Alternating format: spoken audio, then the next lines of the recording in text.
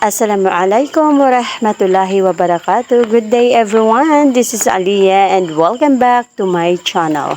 Today I will share with you on how to do a kilawin or kinilaw in Bisaya. Here we go.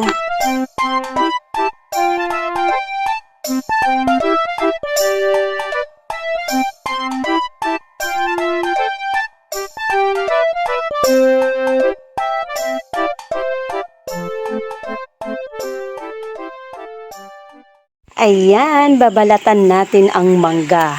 Isa ito sa mga ingredients ng aking kilawin or kinilaw in Bisaya. Masarap kasi pagka may mangga. Subukan nyo. Haha. Nang damay pa no? I just want you to be happy without feeling guilty.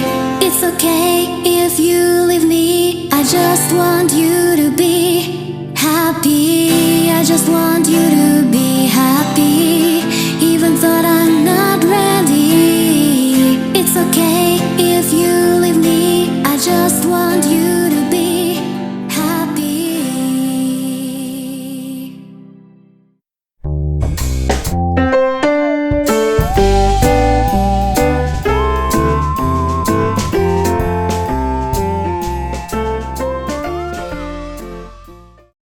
Tapos ayan, sibuyas dahon, spring onion.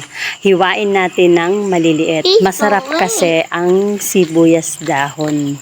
Mahilig kasi ako dyan, kaya nilalagyan ko ang aking kinilaw or kilawin ng sibuyas dahon. Ayan.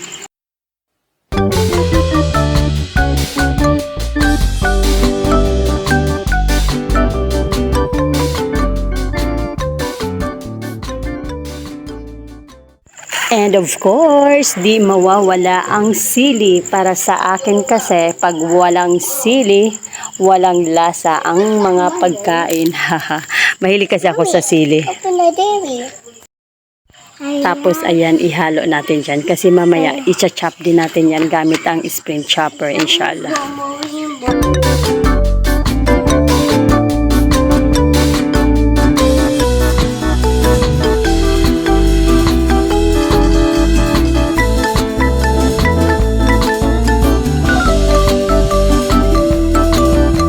Ito ang spring chopper ko. Ito ang ginagamit namin kapag meron kaming mga ingredients na gustong hiwain ng maliliit. Mas madali kasi ito. O, tingnan nyo, diba? Ganyan lang siya.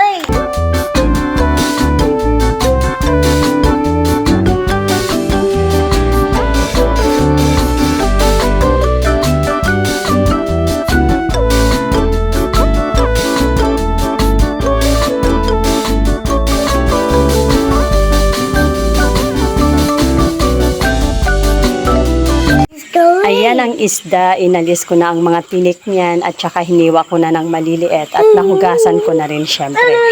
Lalagyan natin ng kunting asin.